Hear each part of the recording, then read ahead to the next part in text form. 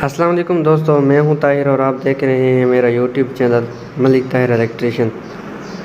पिछली वीडियो में हमने आपको बताया था P0.05 से लेकर P0.12 तक तमाम VFD के पैरामीटर की सेटिंग। आज इस वीडियो में हम आपको बताएंगे P0.13 से लेकर P0.17 तक। तो चलो हम वीडियो को शुरू करते हैं। सबसे पहले मैं P0.13 में डेटा एंटर करता हूँ। इधर वैल्यू है 0, 1, 2। P0.13 ये पैरामीटर होता है रनिंग डायरेक्शन सिलेक्शन। अगर मैं इधर 0 करके डेटा एंटर कर देता हूँ तो फिर हमारी मोटर फॉरवर्ड में घूमेगी। मैं जैसे ही VFD को रन करता हूँ तो आप देख सकते हैं कि ये मोटर इस सिम में घूम रही है। अगर मैं P0.013 में 1 करके डेटा एंटर कर देता हूँ तो फिर मेरी मोटर रिवर्स डायरेक्शन में घूमेगी। देखिए मैं मोटर को रन करता हूँ, ये देखें मोटर अब रिवर्स घूम रही है। अगर मैं P0.13 में डेटा एंटर करूँ और इधर 2 करके डेटा एंटर कर दूँ तो फिर मेरी मोटर फॉरवर्ड घूमेगी, रिवर्स बिल्कुल भी नहीं घूमेगी। तो ये देखें मैं इसको रन करके आपको दिखा देता हूँ। ये देखें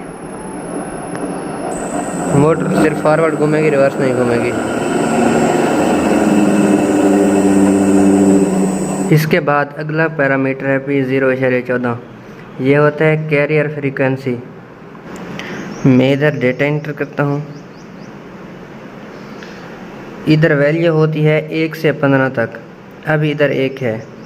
आप इसको जितना बढ़ाते जाओगे आपकी मोटर की जो फ्रीक्वेंसी की आवाज़ होती है उतनी ही ज़्यादा कम होती जाएगी, लेकिन आप इसको जितना बढ़ाएंगे आपकी VFD भी उतना ही ज़्यादा गर्म होगी। तो अब मैं आपको ये करके दिखाता हूँ। इधर फ़िलहाल 1 सेलेक्ट है। अब मैं आपको मोटर चला के दिखाता हूँ और इसकी आवाज़ सुनना, और फिर मैं इसको 8 करके फिर आपको मोटर की आवाज़ सुनाऊँगा। अब मोटर की आवाज़ सुनो। ये देखें मोटर की काफ़ी ज़्यादा आवाज़ है।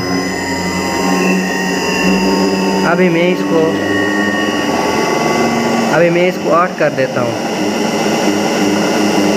अब मोटर की आवाज़ सुनना। देखें मैं इधर डेटा एंटर करता हूँ।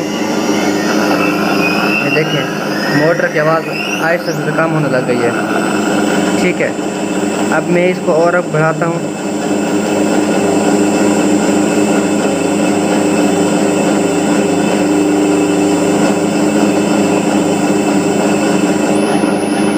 ये देखें अब मोटर की आवाज़ बिल्कुल भी मोटर की फ्रीक्वेंसी की आवाज़ नहीं है। ठीक है, अब मैं इसको स्टॉप कर देता हूँ। इसके बाद है P0.15। ये होता है AVR फंक्शन।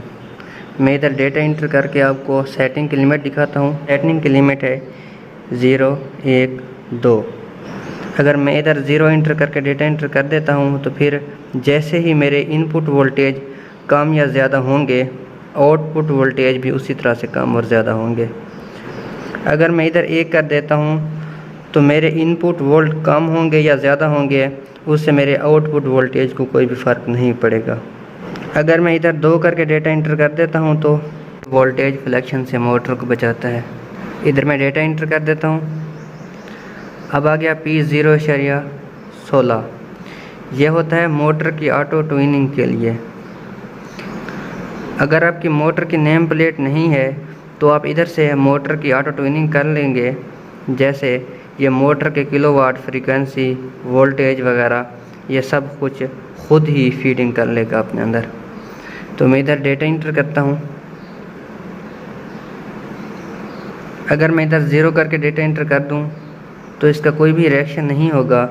ये 0 डिफ़ॉल्ट सेटिंग होती है। अगर मैं इधर 1 करके डेटा एंटर करूं तो ये मोटर की ऑटो ट्यूनिंग करेगा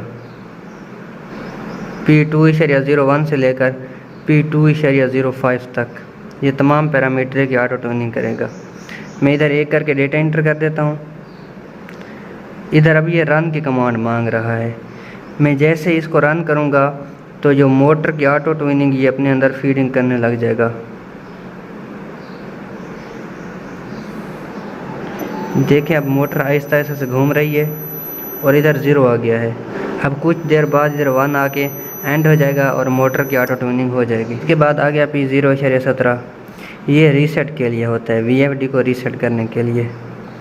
अगर मैं इधर डेटा इंटर करता हूँ तो सबसे पहले हमारे सामने 0 आ गया। ये 0 इसकी डिफ़ॉल्ट सेटिंग होती है, इससे कोई भी रिएक्शन नहीं होता।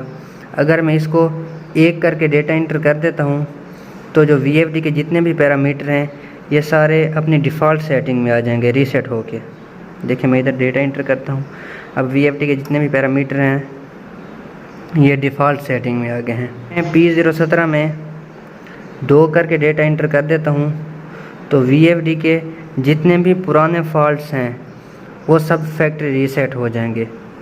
तो मैं इधर 2 करके डेटा इंटर कर देता हूँ तो ये जो VFD के जितने भी फॉल्ट हैं ये सारे ख़त्म हो जाएंगे। आपको ये वीडियो कैसी लगी है? अगर आपको वीडियो अच्छी लगे तो वीडियो को लाइक करना, चैनल को सब्सक्राइब करना और इसी तरह की मज़ीद वीडियोस देखने के लिए बेल आइकन का बटन ज़रूर प्रेस करना।